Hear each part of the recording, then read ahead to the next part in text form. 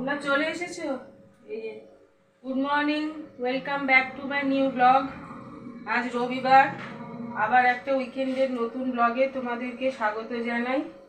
আর এখন সকালবেলায় ফল কাটতে বসে গেছি, কারণ ফলটা কেটে না দিলে তো আর কেউ খাবে না, তাই ফলটা একটুখানি কেটে গুছিয়ে রাখি। আর এদিকে কিন্তু পাশে রান্না বসিয়ে দিয়েছি। এখানে একটা সবজি হচ্ছে, একটা মিক্সড সবজি, এদিকে ডাল সেদ্ধ হচ্ছে। এই ফলগুলো কাটি।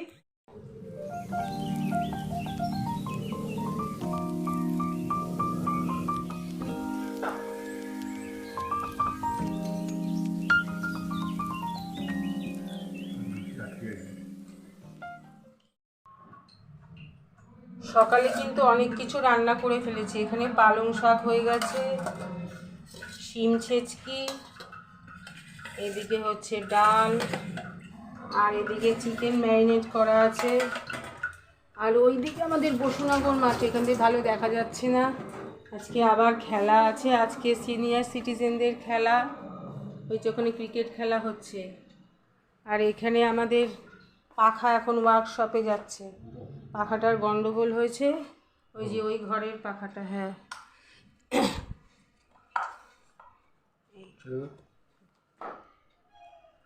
দাদা এখন এই পাখাটাকে ওয়ার্কশপে নিয়ে যাচ্ছে। আর আমাদের এই ঘরের এই পাখাটাই কয়েকদিন ধরেই খুব আওয়াজ হচ্ছে পাখাটার। তো এখন তো গরম সেরমভাবে পড়েনি, পাখা না চালালেও হচ্ছে, কিন্তু কয়েকদিন বাদে কিন্তু পাখা একদম চালাতেই হবে। আস্তে আস্তে কিন্তু গরমও পড়ে যাচ্ছে। এই সময় থাকতেই দাদাকে বললাম পাখাটাকে একটুখানি মিস্ত্রির কাছে দিয়ে আসতে। আর এদিকে আমার ছেলে কিন্তু এখন অঙ্ক করছে, কালকে যেহেতু ম্যাথ পরীক্ষা। চলো এবার আস্তে আস্তে রান্নাটা বসাই।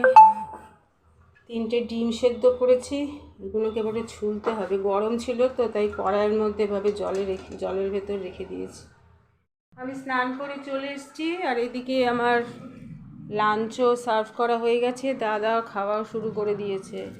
আজকে একটু শসা পেঁয়াজ দিয়ে একটু রায়তা বানিয়েছি। শীতটা কমে গরম পড়ছে, তো এই সময় না রায়তা খেতে খুব ভালো লাগে। This could be good for me. Lately I was feeling like I need a purpose, but when you talk to me,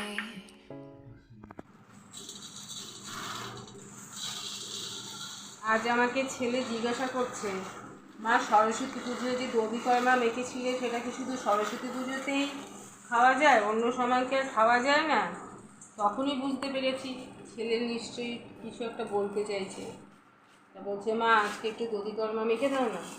তাহলে ঠিক আছে, চল তাহলে আজকে ডিনারে তাহলে দধি কর্মায় মেখে দিই, সবাই মিলে খাবো।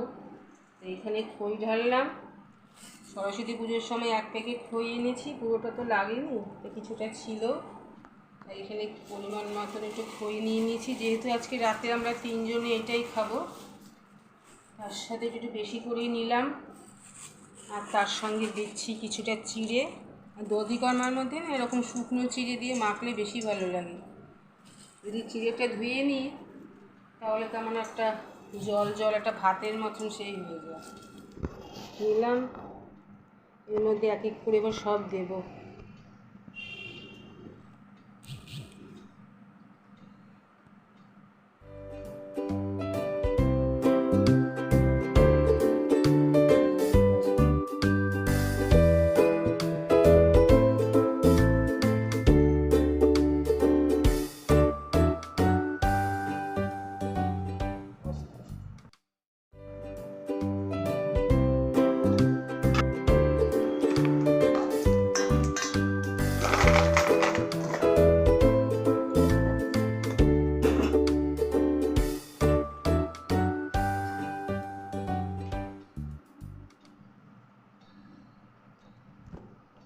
দধি কর্মাতে খাবে বলেই এখন দোকান থেকে দই কিনে আনলাম। দই আর এরকম একটু সঙ্গে একটুখানি মাখা সন্দেশের মতন দিয়ে না মাখলে ঠিক টেস্টটা আসে না। আগে এটা দিয়ে মাখি।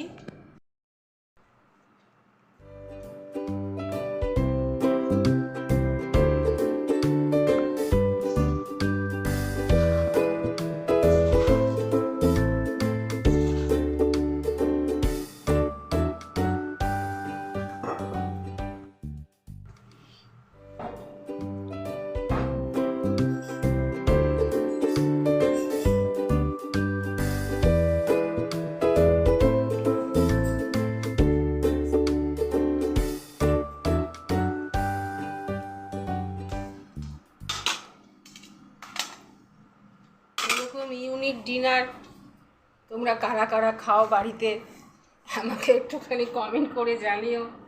আমার ছেলের খুব ইচ্ছা হয়েছে আজকে রাত্রিবেলা দধি কর্মা খাবে, ইউনিক ডিনার। সব দিয়েছি, নারকোল, খেজুর, কিশমিশ, মুরকি। গুড্ডু তো সব মনে করিয়ে দিল এক এক করে।